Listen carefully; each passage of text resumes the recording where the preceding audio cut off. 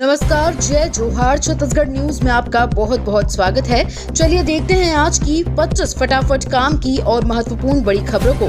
पर इससे पहले आप वीडियो को कहां से देख रही हैं, कमेंट में बताना बिल्कुल ना भूलें। साय कैबिनेट के 7 बड़े फैसले, किसानों के लिए हुआ बड़ा ऐलान। मंत्रिपरिषद द्वारा सार्वजनिक वितरण प्रणाली के अंतर्गत पात्र हितग्राहियों को वितरण हेतु नागरिक आपूर्ति निगम का आवश्यक चना उपार्जन NEML ई ऑक्शन प्लेटफॉर्म के माध्यम से किए जाने की अनुमति दी गई। मंत्रिपरिषद ने विशुद्ध रूप से राजनीतिक आंदोलनों से संबंधित प्रकरणों को जनहित में न्यायालय से वापस लिए जाने के संबंध में गठित मंत्रिपरिषद की उप समिति द्वारा अनुशंसित 54 प्रकरणों को न्यायालय से वापस लिए जाने हेतु आगामी कार्यवाही किए जाने का अनुमोदन किया। छत्तीसगढ़ में शुरू होगी 100 नई इलेक्ट्रिक बसें, यात्रियों की बढ़ेंगी सुविधाएं। अब रायपुर शहर में प्रधानमंत्री ई बस सेवा योजना के तहत 100 नई इलेक्ट्रिक बसें जल्द शुरू होने जा रही हैं। ये पहल केंद्र और राज्य सरकार की ओर से शहरवासियों को प्रदूषण मुक्त और सुविधाजनक यात्रा प्रदान करने के उद्देश्य से की जा रही है। आमानाका बस डिपो में चार्जिंग स्टेशन और अन्य बुनियादी ढांचे के निर्माण का काम तेजी से जारी है। नगर निगम आयुक्त अविनाश मिश्रा ने इस परियोजना को सर्वोच्च प्राथमिकता से पूरा करने का निर्देश दिया है। इस योजना के तहत पर्यावरण अनुकूल परिवहन को बढ़ावा मिलेगा और शहरवासी जल्द ही सुविधा का लाभ उठा सकेंगे। MP छत्तीसगढ़ के यात्रियों को मिलेगी बड़ी राहत, 14 स्पेशल ट्रेनों की होगी शुरुआत। छत्तीसगढ़ में लगातार ट्रेनों के कैंसिल होने से यात्रियों को परेशानियों का सामना करना पड़ रहा था। नवंबर और दिसंबर के महीने के लिए भी कुछ ट्रेनें निरस्त कर दी गई हैं, लेकिन अब भारतीय रेलवे ने मध्य प्रदेश और छत्तीसगढ़ के यात्रियों के लिए एक राहत भरी खबर दी है। बताया जा रहा है कि दक्षिण पूर्व मध्य रेलवे की तरफ से जल्द ही 14 स्पेशल ट्रेनें संचालित की जाएंगी। इन गाड़ियों के नंबर भी बदल जाएंगे। इन स्पेशल ट्रेनों के लिए यात्रियों को ज्यादा किराया भी नहीं देना पड़ेगा। छत्तीसगढ़ में 5वीं और 8वीं क्लास की परीक्षा होगी सेंट्रलाइज्ड। छत्तीसगढ़ सरकार की कैबिनेट बैठक में अहम फैसले लिए गए हैं। इनमें हाउसिंग बोर्ड के आवासीय प्लॉट से जुड़े एक फैसला है। इसके मुताबिक फ्री होल्ड किए गए आवासीय प्लॉट के डायवर्जन और पेनल्टी शुल्क में छूट दी जाएगी। इसके अलावा तय किया गया है कि अब 5वीं और 8वीं क्लास की परीक्षा को सेंट्रलाइज किया जाएगा। छत्तीसगढ़ में अब 5वीं और 8वीं क्लास में होगी बोर्ड परीक्षाएं। छत्तीसगढ़ में साय कैबिनेट की अहम बैठक हुई। इस मीटिंग में कई अहम फैसले लिए गए। कुल 8 से ज्यादा फैसले लिए गए, जिसमें सबसे बड़ा फैसला छत्तीसगढ़ के सरकारी स्कूलों में 5वीं और 8वीं क्लास में बोर्ड परीक्षा कराने का फैसला है। मंत्रिपरिषद ने कक्षा 5वीं एवं 8वीं के एग्जाम को सेंट्रलाइज किए जाने का फैसला लिया है। इसके लिए स्कूल शिक्षा विभाग को अधिकृत किया गया है। साय कैबिनेट में किसान के लिए बड़ा फैसला किया गया है। इसके तहत खरीफ विपणन वर्ष 2024 से 25 में मक्के की फसल को प्रधानमंत्री अन्नदाता आय संरक्षण अभियान के तहत लाया गया है। छत्तीसगढ़ में होगा बेहतर औद्योगिक वातावरण का निर्माण, उद्योग मंत्री ने गिनाई नई नीति की खासियत। उद्योग मंत्री लखनलाल देवांगन ने कहा कि छत्तीसगढ़ की नई औद्योगिक नीति में उद्यमियों और युवाओं के लिए बेहतर मौके देने की वाली है। इससे राज्य में बेहतर औद्योगिक वातावरण का निर्माण होगा। साथ ही प्रदेश के युवाओं को उनकी योग्यता के अनुसार रोजगार मिलेंगे। उन्होंने बताया कि नई औद्योगिक नीति में निवेश प्रोत्साहन में ब्याज अनुदान, विद्युत शुल्क छूट, पर्यावरणीय प्रोजेक्ट अनुदान, स्टैंप फीस छूट, लागत पूंजी अनुदान, मूल्य संवर्धन टैक्स जैसे प्रतिपूर्ति का प्रावधान है। कौशल विकास से छत्तीसगढ़ के युवाओं की होगी आर्थिक उन्नति, बोले बृजमोहन अग्रवाल। छत्तीसगढ़ के युवाओं को आत्मनिर्भर बनाने और उनकी आर्थिक स्थिति को सुधारने के लिए कौशल विकास एक प्रभावी उपाय है। इसके माध्यम से युवाओं को रोजगार के अवसर प्रदान करने के साथ साथ उन्हें स्वरोजगार के लिए भी सक्षम बनाया जा सकता है। ये कहना है रायपुर सांसद बृजमोहन अग्रवाल का। कौशल विकास और उद्यमिता मंत्रालय से मिली जानकारी को साझा करते हुए श्री अग्रवाल ने बताया कि विभिन्न सरकारी योजनाओं के तहत छत्तीसगढ़ के 4.5 लाख से ज्यादा युवाओं को कौशल प्रशिक्षण दिया जा चुका है। छत्तीसगढ़ में नशीली दवाओं की विक्रय करने वालों पर होगी कठोर वैधानिक कार्रवाई। गृह मंत्री ने प्रदेश में नशीली दवाओं के अवैधानिक वितरण की रोकथाम के लिए अधिकारियों को प्रभावी कार्यवाही करने के निर्देश दिए हैं। श्री शर्मा ने पुलिस और स्वास्थ्य विभाग के अधिकारियों से कहा कि नशीली दवाओं के नियंत्रण के लिए मेडिकल दुकानों का आकस्मिक निरीक्षण करें तथा ऐसे मेडिकल शॉप जो वैधानिक नशीली दवाओं के कारोबार में संलग्न हैं, उन पर त्वरित कठोर कार्रवाई करें। ऐसे दुकानदारों पर FIR करें तथा गिरफ्तारी की भी कार्रवाई भी करना सुनिश्चित करें। छत्तीसगढ़ में हाई सिक्योरिटी रजिस्ट्रेशन प्लेट जरूरी। छत्तीसगढ़ में वाहनों पर हाई सिक्योरिटी रजिस्ट्रेशन प्लेट लगाना अनिवार्य कर दिया गया है। इस मामले में सोमवार को परिवहन आयुक्त ने वेंडरों की बैठक में सुप्रीम कोर्ट के निर्देशों का हवाला दिया और कहा कि अब वाहन पर HSRP लगाना ही होगा। यहाँ बता दें कि राज्य में अप्रैल 2019 से पहले के रजिस्टर्ड वाहनों पर HSRP चिन्ह लगाना अनिवार्य है। 2 वेंडर्स को ये प्लेट लगाने की जिम्मेदारी दी गई है। इनमें मैसर्स रियल मेजॉन और रोज मेटा सेफ्टी के नाम भी परिवहन विभाग ने जारी किए हैं। छत्तीसगढ़ में हुई 8.95 लाख मीट्रिक टन धान की खरीदी 31 जनवरी तक चलेगा अभियान।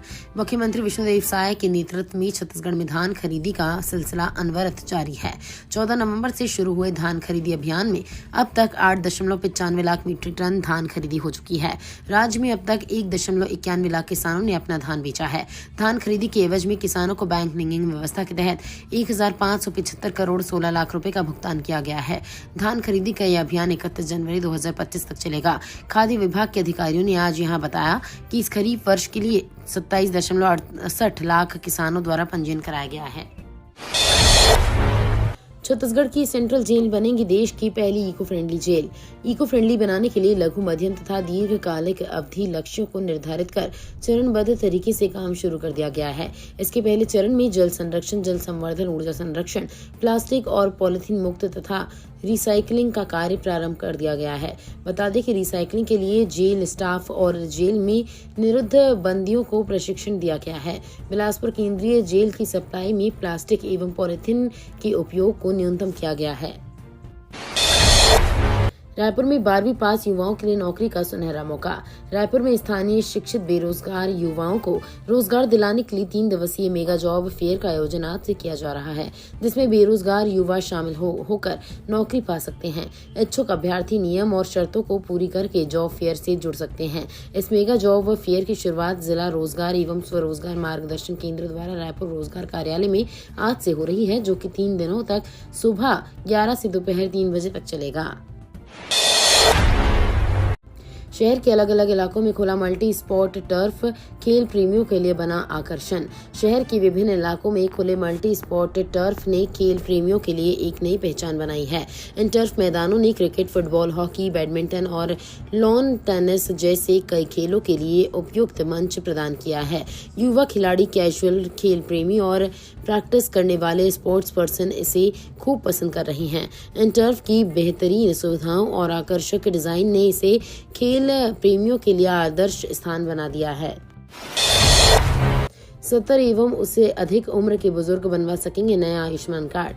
छत्तीसगढ़ के रायपुर में सरकारी व निजी अस्पतालों में 5 लाख तक मुफ्त इलाज के लिए 70 वर्ष से अधिक उम्र वाले बुजुर्गों को KYC कराकर नया आयुष्मान कार्ड बनवाना होगा। कार्ड नहीं बनवाने पर सरकारी या निजी अस्पताल राशन कार्ड के प्रकार के अनुसार पुरानी लिमिट में ही इलाज की सुविधा देंगे। BPL कार्ड होने पर उनके सहित पूरे परिवार को हर साल 5 लाख और APL होने पर 50,000 तक मुफ्त इलाज की सुविधा मिलेगी। जल जीवन मिशन डांड पानी गांव के ग्रामीणों को मिल रहा शुद्ध पेयजल। मुख्यमंत्री विष्णुदेव साय के निर्देशानुसार जिले में जल जीवन मिशन के कार्यों में तीव्रता आई है। डांड पानी झारखंड सीमा से लगा हुआ ग्राम है, जिसमें जल जीवन मिशन द्वारा कुल 4 सोलर एकल ग्राम योजना स्थापित किया गया है, जिसके माध्यम से 137 क्रियाशील घरेलू नल में जल दिया जा रहा है एवं कुल 143 FHTC में जल की आपूर्ति की जानी है। हर एक योजना में 5,000 लीटर के 2 टंकी यानी 10,000 लीटर की टंकी स्थापित की गई है। बसों को 40 और ट्रकों को 80 किलोमीटर ज्यादा करना पड़ेगा सफर। रायपुर जगदलपुर आने जाने में लगेंगे 7 घंटे। रायपुर से जगदलपुर और जगदलपुर से रायपुर जाने वाले यात्रियों को फिर से परिवर्तित मार्ग से आवाजाही करनी पड़ेगी, जिससे 6 घंटे की जगह अब 7 घंटे का समय लगेगा। मिली जानकारी के मुताबिक बस के लिए अलग रूट और ट्रकों के लिए अलग रूट निर्धारित हैं। बसों को अतिरिक्त 40 से 42 किलोमीटर और ट्रकों को लगभग 80 किलोमीटर अतिरिक्त सफर करना पड़ेगा, जिससे डीजल गाड़ियों को 8 से 10 लीटर तेल ज्यादा खपत करना पड़ेगा। स्कूलों में कानूनी शिक्षा होगी अनिवार्य। सुप्रीम कोर्ट ने केंद्र सरकार को नोटिस जारी कर मांगा जवाब। नई दिल्ली में सुप्रीम कोर्ट ने स्कूली पाठ्यक्रम में कानूनी शिक्षा और आत्म संरक्षा प्रशिक्षण को अनिवार्य के निर्देश देने की मांग वाली याचिका पर केंद्र सरकार और अन्य से जवाब मांगा। इस मामले में सुनवाई 4 सप्ताह बाद होगी। जस्टिस BR गवई और जस्टिस KV विश्वनाथ की पीठ ने केंद्र, राज्यों और केंद्र शासित प्रदेशों को नोटिस जारी कर 4 सप्ताह के भीतर याचिका पर जवाब मांगा है। दिल्ली की गीता रानी ने याचिका में कहा कि प्रत्येक नागरिक के लिए मौलिक अधिकारों की रक्षा करने के लिए बुनियादी कानूनों को समझना आवश्यक है। वक्फ बोर्ड के अध्यक्ष को जान से मारने की धमकी, पाकिस्तान से आया फोन। छत्तीसगढ़ वक्फ बोर्ड के चेयरमैन डॉक्टर सलीम राज को जान से मारने की धमकी मिली है। जानकारी के अनुसार ये धमकी भरा फोन पाकिस्तान से आया है। सलीम राज ने आजाद चौक थाने पहुंचकर शिकायत दर्ज कराई है। पुलिस ने उस फोन नंबर को लेकर मामले की जांच शुरू कर दी है। सलीम राज ने पुलिस को बताया कि उनके बयान के बाद उन्हें लगातार धमकी मिल रही है। उन्होंने बताया कि पाकिस्तान से आए एक फोन कॉल पर जान से मारने की धमकी मिली है। IPL 2025 में खेलते दिखेंगे छत्तीसगढ़ के अजय मंडल। छत्तीसगढ़ के अजय मंडल एक बार फिर इंडियन प्रीमियर लीग में खेलते नजर आएंगे। उनको IPL 2025 के ऑक्शन में दिल्ली कैपिटल्स ने 30 लाख के बेस प्राइस में खरीदा है। मंडल राजनांदगांव के रहने वाले हैं। इससे पहले वे 2 सालों तक चेन्नई सुपर किंग्स की ओर से खेल रहे थे, जहां उन्हें 20 लाख के बेस प्राइस में खरीदा गया। छत्तीसगढ़ में बेपटरी हुई मालगाड़ी, कई ट्रेनों की सेवाएं बाधित। भारतीय रेलवे देश की परिवहन व्यवस्था की रीढ़ मानी जाती है, लेकिन रेल यात्रियों की मुश्किलें एक बार फिर बढ़ने वाली हैं। रेलवे के मुताबिक दक्षिण पूर्व मध्य रेलवे बिलासपुर रेल मंडल के खोडरी भनवारटक की मध्य मालगाड़ी ड्रिलमेंट यानी रेलगाड़ी बेपटरी होने के कारण कटनी रूट की 7 गाड़ियों का परिचालन प्रभावित रहेगा। रेलवे प्रशासन ने स्थिति को नियंत्रण करने और ट्रैक को पुनः दुरुस्त करने के लिए राहत और बचाव कार्य तेज कर दिया है। छत्तीसगढ़ में तापमान में गिरावट का दौर शुरू, रायपुर में 12 साल का रिकॉर्ड टूटा। छत्तीसगढ़ में ठंड बढ़ने लगी है। राज्य के विभिन्न हिस्सों में तापमान में गिरावट दर्ज की गई है, जिससे ठंड का मौसम शुरू हो गया है। रायपुर में न्यूनतम तापमान 14.4 डिग्री सेल्सियस और रायपुर आउटर में 13 डिग्री तक गिर गया है, जो पिछले 12 वर्षों में सबसे कम तापमान है। वहीं सरगुजा के अंबिकापुर में तापमान 9.7 डिग्री तक पहुंच गया है। मौसम विभाग के अनुसार दक्षिण छत्तीसगढ़ में अगले 3 दिनों में तापमान में 1 से 3 डिग्री तक वृद्धि हो सकती है। छत्तीसगढ़ पुलिस में आरक्षकों का बड़े पैमाने पर तबादला, जिला मुख्यालय ने जारी किया ट्रांसफर आदेश। छत्तीसगढ़ पुलिस विभाग में बड़े पैमाने पर आरक्षकों को इधर से उधर किया गया है। पुलिस मुख्यालय ने इनके ट्रांसफर आदेश जारी किए। पुलिस स्थापना बोर्ड की रिकमेंडेशन पर DGP अशोक जुनेजा ने तबादला किया है। जिन आरक्षकों का नाम ट्रांसफर लिस्ट में है, उनको एक जिले से दूसरे जिले में भेजा गया है। जिन आरक्षकों का तबादला किया गया है, उनमें आरक्षक सिंधु फूले हैं, जिनको जिला बालोद से हटाकर जिला राजनांदगांव ट्रांसफर किया गया है। स्कूल में पढ़ने वाली छात्राओं के लिए खुशखबरी। CBSE द्वारा 500 रुपए महीना दी जाने वाली सिंगल गर्ल्स चाइल्ड स्कॉलरशिप के लिए आवेदन प्रक्रिया शुरू हो गई है। छात्रवृत्ति के लिए योग्य छात्राएं 23 दिसंबर तक ऑनलाइन आवेदन कर सकती हैं।